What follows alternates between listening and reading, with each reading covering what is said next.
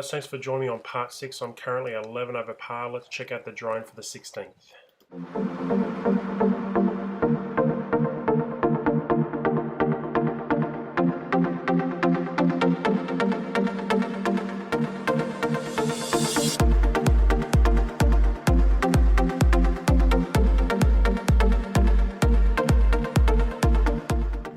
Alrighty, so a nice little straightforward par 3, but this time we're into the teeth of the wind, and honestly I probably should have chosen more of a club. I had good solid contact here. It's straight into the sun here, so I don't know if she's going to get it on the zoom so much. A little bit of solar flare right there in the middle there. But this was one of the nicest time of the days. I love the season changing between summer to winter where the sun just doesn't have that haze anymore. But look at that, that's beautiful. Ball just in the front of the green there, so I'm putting. Honestly, even if I was chipping well, I'd still probably putt. This is not too bad. It's kind of kept on going with the wind there. It's swirling a bit. You know, on the tee block, it's funny. I'm into the wind, and then when I'm on there, I'm with it. So I just couldn't, you know, go with it. My mind's elsewhere. I'm on holiday, so there's a bogey. But look at those greens, just pure, perfect green. Really nice greens. Onto the 17th. This was actually quite a nice little hole. Water running all the way down the right, which will come into play when we show you later on in this hole. And all that kind of barren, kind of really nice kind of wasteland weeds and stuff like that on the left. But I love how they keep the tees perfect, but then let all the stalks and they grow in the grass on the outside of the tee block there. Now look, the blacks on these tee was about a good 50-60 metres beyond me, which was incredible. I would hate to play this hole, but let's check out a drone flyover of this hole.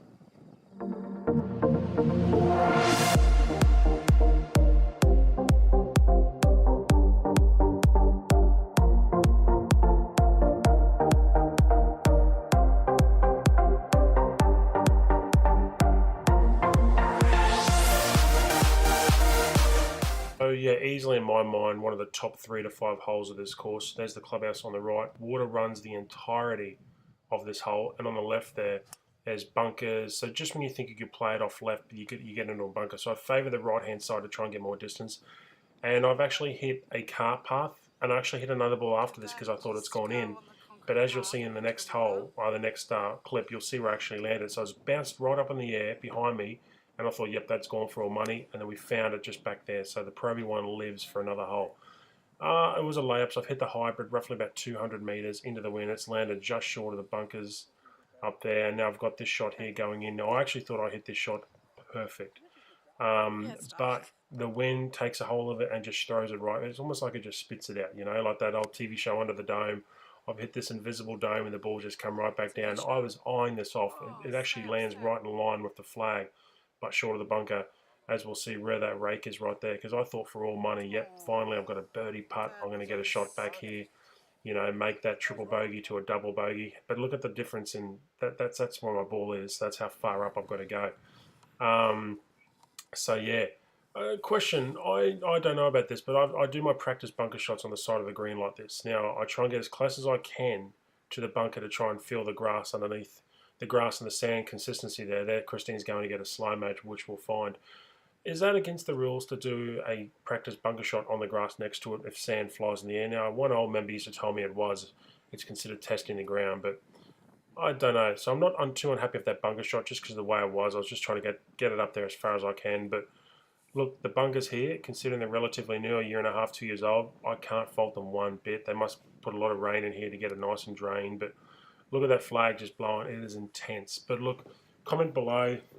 Let me know if that actually is against the rule, because I've always played my golf that way. But we'll get into a slow-mo right there, as you can see. Yeah, I'm kind of scooping that up a bit, taking a peek there early too, but what can you do?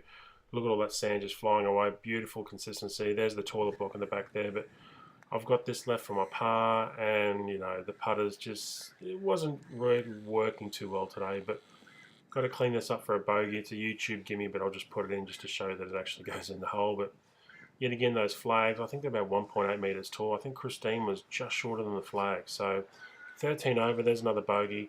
Yeah, on to the 18th. We'll get into some drone video.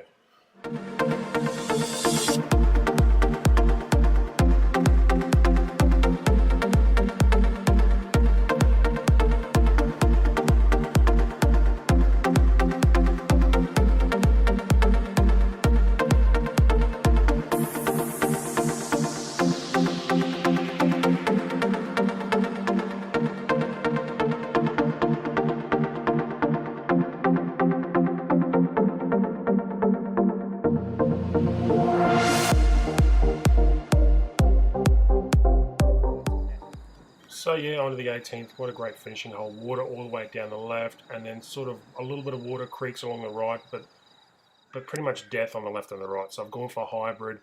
Hit it down the middle. It's kind of rolled out to the right side of fairway. Can't fault it.